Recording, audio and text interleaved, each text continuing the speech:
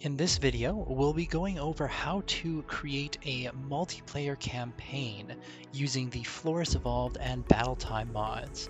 Just as a quick disclaimer, this does not let you play as multiplayer within the actual campaign map, but rather allows one player to play through the campaign normally in single player, and then for any time that a battle occurs, host that battle online and apply the results of the battle with however many people join to the campaign itself. Let's get started. Our first step is making sure that we have Mount Blade Warband installed. Once the game is installed and has launched at least once, we can move on to installing the patch itself. The link to the mod, which is included in the description, will have two files that need to be downloaded: the Floris Evolved installer and the 1.1b patch. Once you have downloaded these two files and you have your Mount Blade Warband installed, go ahead and open up the installer. And from there, you'll need to make sure that you select the directory into which Mount Blade Warband has been installed. After installation, extract the patch so that you get this Floris Evolved folder and head into the modules section of your Mount Blade Warband directory. From there, just copy the Floris Evolved folder and paste it in here where you have the same Floris Evolved folder under modules. Make sure you merge it by replacing all files. This will manually install the patch. Once you've completed the installation, a Floris Evolved icon should appear on your desktop. This icon leads into the Warband Script Enhancer folder and is just the Floris Evolved icon located there. In order to properly launch the mod with the script editor, make sure to only launch it from your desktop icon or from the Warband Script Enhancer folder. Launching it from anywhere else, such as from Steam, will cause errors with the application. After launching for the first time from the icon, you'll very likely need to activate the product. Activation requires a 4x4 serial key, which means 4 sets of 4 characters each. If your serial key is not a 4x4 key, you may need to still obtain one or find some way to convert your key.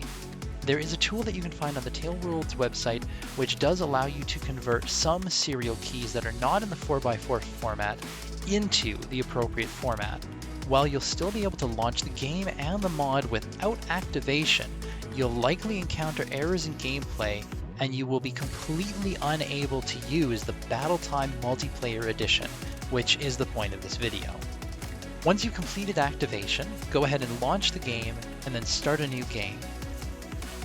You'll need to run through the same character setup and a small tutorial mission where you fight one annoying bandit, but once you're done with that and you get into the main campaign screen, then you'll be able to activate the Battletime mod.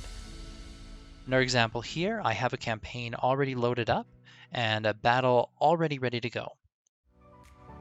Once you get to the campaign screen, the first thing that you can do is you need to activate the Battletime mod.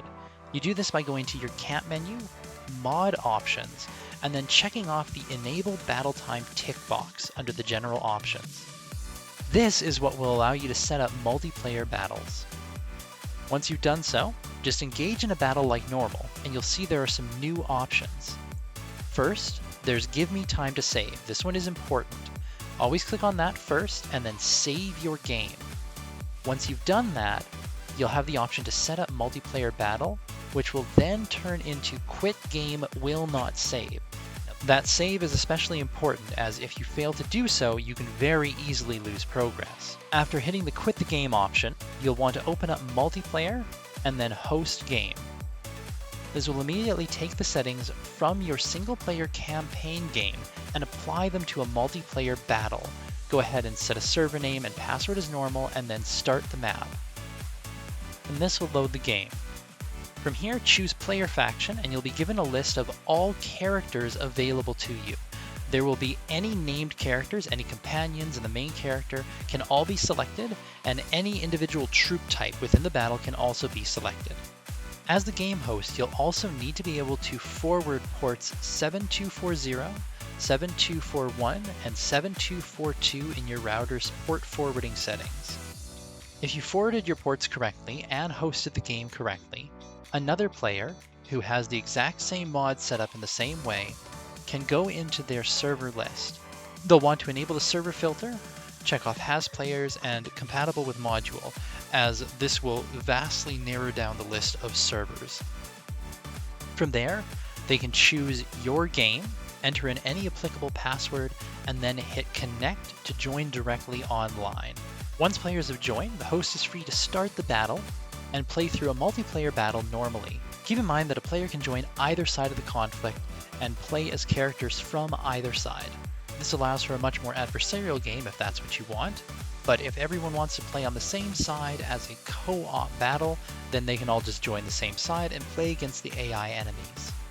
Another feature of the mod is that when the character you are controlling is killed or knocked unconscious, you immediately swap to another troop or character that's available in the battle. Each time you die, you will continue to jump to another character until there are none left on your side or the battle is won. Once the battle is won for either side, the host can open up the admin panel and hit End Battle. From there, you'll see the battle results are saved, and they go back and load up their last save game. You then engage in the exact same battle and go through the exact same process as you did before to enter the conflict, but this time you'll see the option to use multiplayer battle results. This will apply the results of the battle to your campaign, and you can move on from there.